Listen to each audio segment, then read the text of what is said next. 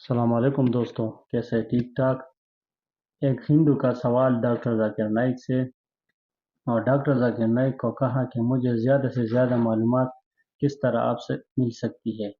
इसकी वजह मैं पीसीटीवी को देखता हूँ, पीसीटीवी से मुझे मालूमात मिल सकती है।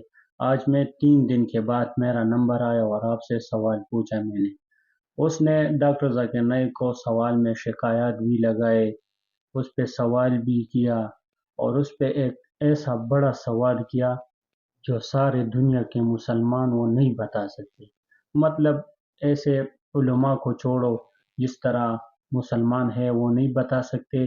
तो डॉक्टर जाकिर नाइक ने उससे पूछा और फिर उसका जवाब दिया। जवाब कुछ यूं अंदाज में दे दिया कि आप भी सुन के हैरान हो जाएंगे। आइए देखते हैं उसने क्या किया, क्या सवाल, क्या जवाब दिया। मुस्लिम भाई हूँ तो सवाल कर सकते हैं। सलाम वालेकुम जाकिर भाई। मेरा नाम तुषार शाह है। मैं जैन गुजराती हूँ सर। मैं सिविल इंजीनियर हूँ, कॉमर्स ग्रेजुएट हूँ और एमबीए की डिग्री होल्ड करता हूँ और पूना में एज ए प्रमोटर बिल्डर काम करता हूँ सर। मुझे आपके बारे में हमारे एक मुस्लिम फ्रेंड के थ्रू मालूम पड़ा। उन्होंने आपका एक सीडी मुझे दिया जो कि वेज और नॉन वेज के ऊपर आपका डिबेट था सर, और वो आपने जैन लोगों के साथ किया था। वो मैंने देखा और मुझे बहुत अच्छा लगा सर, और मैं तब से आपका फ़ैन हुआ तकरीबन 5 साल पहले।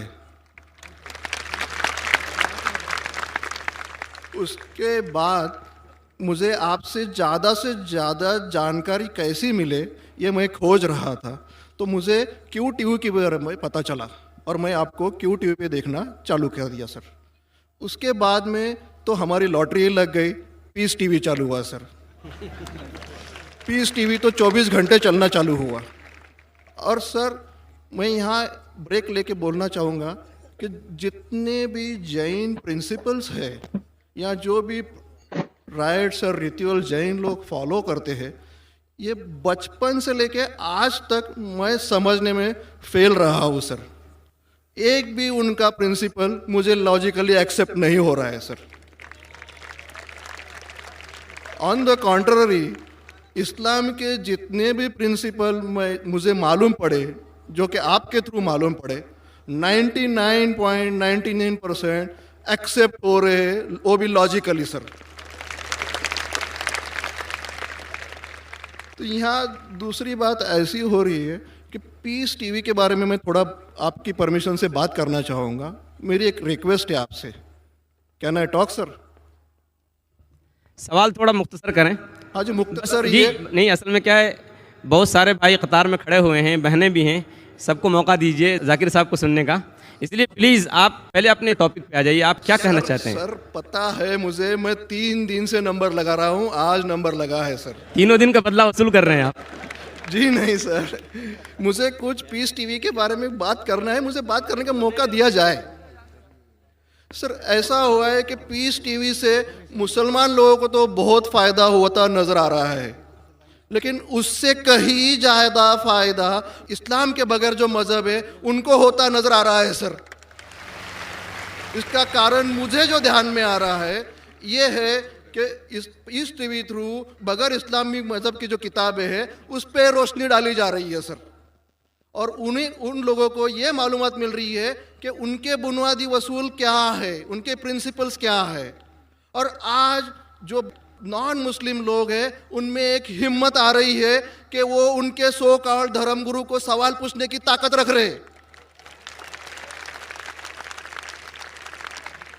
कि जो कुछ हम सुन रहे हैं ये सही है क्या, ये पूछने की हिम्मत आ रही है सर। और ये हिम्मत थोड़े दिन में बहुत बढ़ जाएंगी सर, इसे रोकना आप मुश्किल है। अब यहाँ पर प्रॉब्लम ये आती है कि पूना में एक एरिया में पीस टीवी पूरी तरह से बंद हो चुका है। ये मेरी कंप्लेंट है सर। ये हम जो एरिया में रहते हैं वहाँ पीस टीवी काफ़ी महीनों से बंद है। अभी चलाने वाले भाई जो है ये मुसलमान है, और उनके अंडर में जो एरिया आता है वो पूरा ही मुस्लिम एरिया है सर। अब उन्हें प्रॉब्लम क्या है समझ में नहीं आ रही है चैनल चलाने में। आस्था चैनल चला रहे, संस्कार चला रहे हैं, फैशन टीवी 24 घंटों चला रहे, ट्रेन 24 घंटों चला रहे, लेकिन पीस टीवी नहीं चल रहा है सर। हमने उन्हें काफ़ी रिक्वेस्ट की, ईमेल भेजे, नोटिस भेजी, फिर भी कोई उसमें बदलाव नहीं आ रहा है, पीस टीवी चल नहीं रहा है। तो मुझे आपसे एक रिक्वेस्ट करनी है कि आप वो भाई से बात करें और उन्हें ये कहे कि पीस टीवी चलाने में आपकी प्रॉब्लम क्या है। क्योंकि कल एक भाई ने ये थोड़ी बात की लेकिन खुल के बात नहीं की। आपने उन्हें कहा कि आप एक 5-6 हज़ार की डिश लगा दो, पीस टीवी चल जाएगा।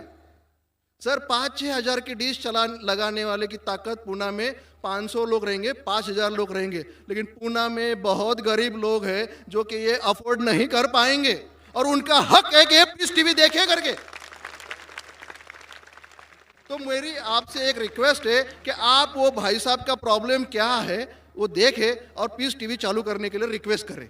और अब मैं सीधे अपने सवाल पे आता हूँ सर। जैसे मैंने कहा कि जैन लोगों का एक भी प्रिंसिपल लॉजिकली मेरे समझ के बाहर है और इस्लाम के जितने भी प्रिंसिपल मैंने सुने हैं 99% प्रिंसिपल्स मुझे लॉजिकली एक्सेप्ट है सर। जो एक प्रिंसिपल में थोड़ी गड़बड़ाहट है वो मैं आपसे पूछने जा रहा हूँ सर। अगर मेरे से कोई गलती हुई तो प्लीज़ संभाल लेना सर मुझे। तो मेरा ये है कि every human being is born with free will and we are here to test for the life to come hereafter. ये एक प्रिंसिपल है सर, मुझे एक्सेप्ट है, मुझे कोई इसमें ये नहीं है।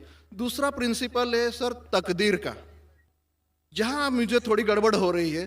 तकदीर का प्रिंसिपल जो मैं समझ रहा हूँ और जो मैंने सुना है वो ये है कि जो अल्लाह ने लिखा है करके आप कर रहे हो, ये जुमला गलत है। आप जो करने वाले हो वो अल्लाह को मालूम है करके अल्लाह ने लिखा है। I hope I am right sir. Right. तो सर अगर जब फ्री विल का जो प्रिंसिपल है तो ये तो इसके साथ टैली हो रहा है सर। जबकि मैं देख रहा हूँ फ्री विल आप जो करने जा रहे हो, यानी कि मुझे फ्री विल तो है करने में, ये प्रिंसिपल टैली हो रहा है। अब रहा प्रिंसिपल टेस्ट का। अब जब अल्लाह ने हमें यहाँ टेस्ट के लिए भेजा है तो आप यहाँ कह रहे हैं कि आप जो करने जा रहे हो वो अल्लाह को ऑलरेडी पता है और उन्होंने लिख के रखा है। तो मुझे ये समझ में आ रहा है कि हम आखिरत तक क्या करने वाले हैं, यानी सब लोग जो है क्या करने वाले हैं ये अल्लाह को पता है। ये एंड रिजल्ट अल्लाह को पता है, ऐसा मुझे लग रहा है। बिल्कुल जब बिल्कुल सही। आई एम ग्लैड सर, जो मैं समझ रहा था सही समझ रहा था। अब यहाँ बात ये आ रही है कि सर अगर वर्ल्ड कप क्रिकेट का रिजल्ट मुझे अगर फाइनल रिजल्ट मालूम है तो पूरा वर्ल्ड कप मुझे देखने की जरूरत क्या है? वेरी गुड, बहुत अच्छा सवाल। लगता है कि आप बहुत पीस टीवी देखते हैं। माशाल्लाह। काफी देखता हूँ सर। आपने जिस तरीके से तकदीर को शॉर्ट में कहा, यस सर, बहुत कम मुसलमान यहाँ कह पाएंगे। मुसलमान को भी ये प्रॉब्लम है तकदीर क्या है, मैच करने का कि फ्री विल एंड तकदीर बहुत कम मुसलमान कह सकते हैं। और आपने इतने बड़े मजमे में कहा, मैं आपको कांग्रेचुलेट करता हूं। Thank you sir. आपका आखिरी सवाल था कि अगर अल्लाह को पता है। Sir I have not yet finish my question sir, please. हाँ जी हाँ जी हाँ जी सर, ये तो एक पार्ट था क्वेश्चन का। दूसरा पार्ट ये है कि अल्लाह को जब अगर मैं तो बनिया हूँ सर, मुझे मालूम पड़ा है कि इस्लाम एक्सेप्ट करके मुझे स्वर्ग मिलेगा या नर्क मिलेगा, कुछ न कुछ तो मिलना पक्का है। अब ये सब खेल में अल्लाह को क्या मिल रहा है ये मैं जानना चाहता हूँ सर। बहुत अच्छा सवाल। ये दूसरा सवाल है मेरा। और तीसरा, दोनों सवाल का जवाब दूंगा, तीसरा मत पूछिए सर। शॉर्ट है, शॉर्ट ये, नहीं तो लोग मुझे कहेंगे कि मैं ना इंसाफी। नहीं नहीं, इसी कनेक्टेड है सर, इसी से कनेक्टेड है। और सिर्फ आउट ऑफ क्यूरियोसिटी पूछ रहा हूँ, आप देना चाहे दे सकते, नहीं देना चाहे नहीं दे सकते। सर हमारा फैसला कैसा होने वाला है ये तो मुझे पता चल गया कि डूज और डोंट्स कुरान में लिखे, फॉलो करो, आपका फैसला हो जाएगा। लेकिन जो जानवर, एनिमल्स जो है, एलिफेंट्स, ये जो भी जानवर है, इनका फैसला अल्लाह कैसे करने वाले हैं ये मुझे जानने की क्यूरियोसिटी है। आप देना चाहे दे सकते हैं। तीनों जवाब दूंगा, मुख्तसर सा दूंगा। आपने बिल्कुल सही किया तकदीर के बारे में। आप पीस टीवी देख रहे हैं, वहां से मालूमात सही मिली। आपके जो 3 सवाल थे, पहला सवाल था अल्लाह जब जानता है ये सब होने वाला है तो ये खिलवाड़ क्यों होता है ना, कठपुतलियां। जब अल्लाह ताला सब जानते हैं तो हम लोग क्यों ये रचा रहे ड्रामा, डायरेक्ट क्यों ना मुझे जन्नत में डालता है, डायरेक्ट क्यों ना दोज़ख में डालता है। बहुत अच्छा सवाल। सबसे पहले ये सवाल कि अगर अल्लाह सुब्हाना व तआला आपको बोलेगा अच्छा ये आदमी अच्छे काम करने वाला है इसको जन्नत में डाला, ये आदमी बुरे काम करने वाला है दोज़ख में डाला, और डायरेक्ट अगर दुनिया में आने के बिना जन्नत में डालेगा दोज़ख में डालेगा, जन्नत में वाला तो एतराज नहीं करेगा, दोज़ख में डाले वाला कहेगा आप मुझे दोज़ख में क्यों डाल रहे, मैंने क्या गुनाह किया। अल्लाह ताला कुरान में ये लिखा है आखिरत के दिन में आप अल्लाह से ये नहीं कहेंगे क्या वो नाइंसाफी कर रहे, आपके जिस्म आपके खिलाफ गवाही देंगे, आपके फेवर में गवाही देंगे, आपके आंख, आपके हाथ, आपके हर जिस्म के अंग अंग आपके फेवर और खिलाफ में गवाही देंगे, आपके आगे सब कुछ स्पष्ट रहेगा। तो आप अल्लाह से ये नहीं कहेंगे कि आप मुझे दोज़ख में क्यों डाल रहे, आप कहेंगे मुझे और एक मौका दो। अल्लाह कहेगा टेस्ट खत्म हो गया है।